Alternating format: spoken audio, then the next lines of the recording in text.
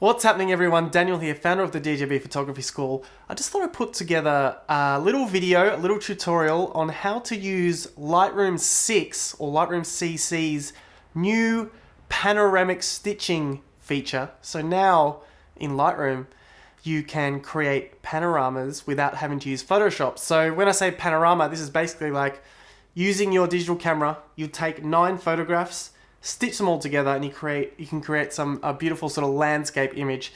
I'm going to show you how I do this. I did a trip to Hamilton Island in Australia earlier in the year.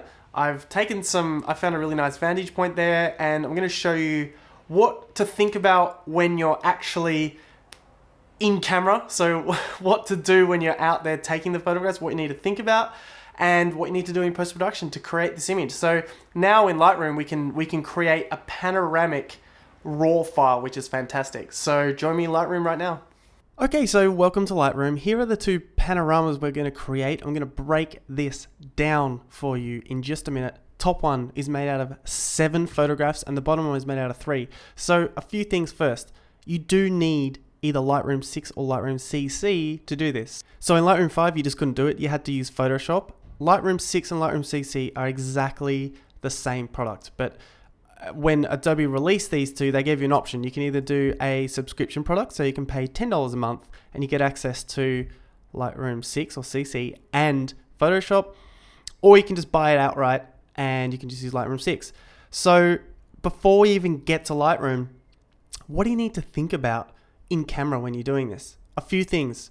Number 1, always shoot portrait orientation, so vertically, because we want to capture as much vertical length as possible. If you need more width, then you just take more photos. So you're going from left to right. If you need to cover more landscapage, just take another photograph. So as you can see, what I've done in the top one here, I've gone quite wide with this one, and I just kept on taking photos. Secondly, 40% overlap between images. So make sure that there is some that Lightroom does need some way to work out where these photographs are connected. So if you overlap it by 40%, you won't have a problem there. So when you're taking the first image, make sure you can see part of that first image in the second image, and so forth. And the third thing is focal length. So people say that you need to be shooting at 50 millimeters because that's where there's very little distortion. I never do that. So 50 mil is as the eye can see. These 2 images, this top one was taken at 35 mil and the bottom one at 24. So I like my images to be quite wide because I can capture more. So the lower that focal length number, the wider the image.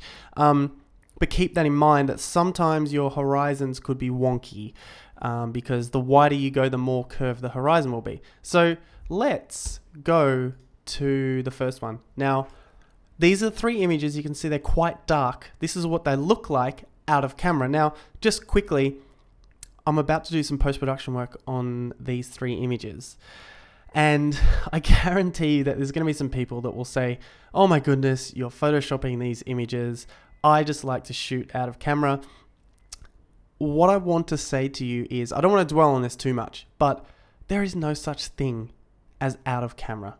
Okay, so back in the film days when we're shooting with 35mm film, you would shoot onto a negative. The negative would go to a lab, and the lab would develop that negative and turn it into a print for you. That development process is the post-production work of the film days, okay? Now, with digital, you can either shoot in JPEG mode or you can shoot in RAW. When you're shooting in JPEG mode, your camera is, after you click that shutter button, your camera is taking a RAW file using the internal settings and the internal software to develop that RAW file into a JPEG and then discarding the RAW, okay? So it's doing all the post-production in camera.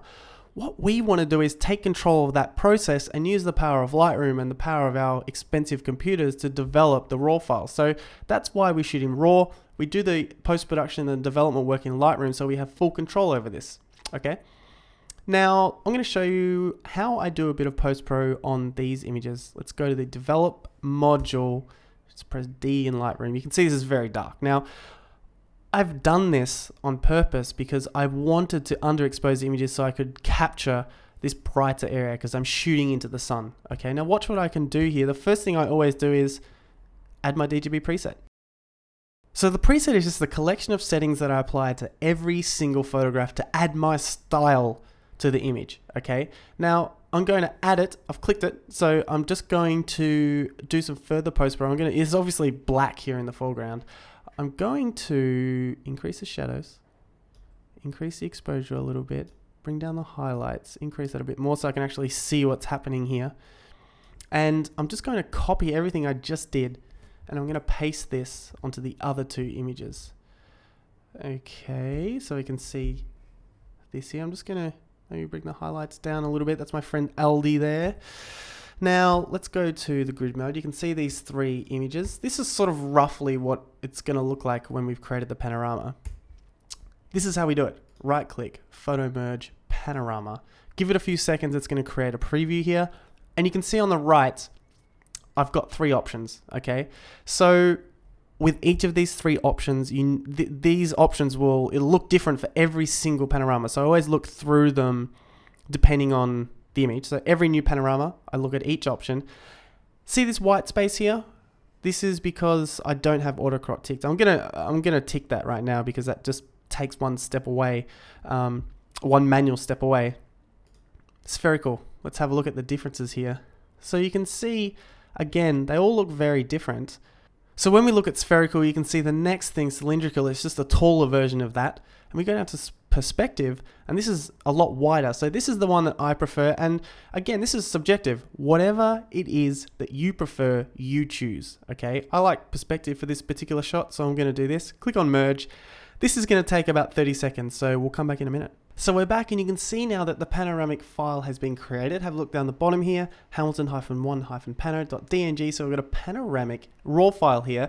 Let's go develop. I'm just going to do a few little more adjustments on this. Let's just take this adjustment brush here and just brighten up the foreground a little bit and recrop it because I want to make sure that LD is in the middle of this image and make sure we don't include any of the white space. And what we can do as well is maybe just darken the sky just a little bit. And that is it for the first image. Well done, Lightroom. Thank you for that. Let's go to the second one. Again, first thing I'm going to do is, so this is what it looks like out of camera. I'll just sort of scoot through these so you can have a look. Now, let's go back. Add the preset first. Let's do a little bit of post-pro. Increase the shadows, decrease the highlights, and brighten it up. Yep, done. Copy that, and this time what I'm going to do is synchronize. So now we have all of them looking roughly the same. Let's make sure we select all of them, all 7. Right click, photo merge, panorama. And this time, while the preview is being created, remember what I said, you need to look at all 3 options for each panorama. Sometimes perspective does not work, okay? Now, there you go. Did not work on this particular image. I'm not sure why, but let's go and see what spherical looks like. And, yep, pretty cool. Let's see what cylindrical looks like. Again, we just got a bit more height there, so I'm going to choose that one, and we'll be back in 30 seconds. Okay, so we're back. Now you can see down the bottom here, we've got Hamilton on 1-pano, so the new panorama file, which is huge, by the way, 17,000 pixels wide. Let's go to develop, and again I'm just going to take the adjustment brush here, and as soon as this loads, it's a massive file, so it's taking a little longer. And a couple of things we're going to do here, just brighten up this foreground again, just a touch, big sweep across the front there.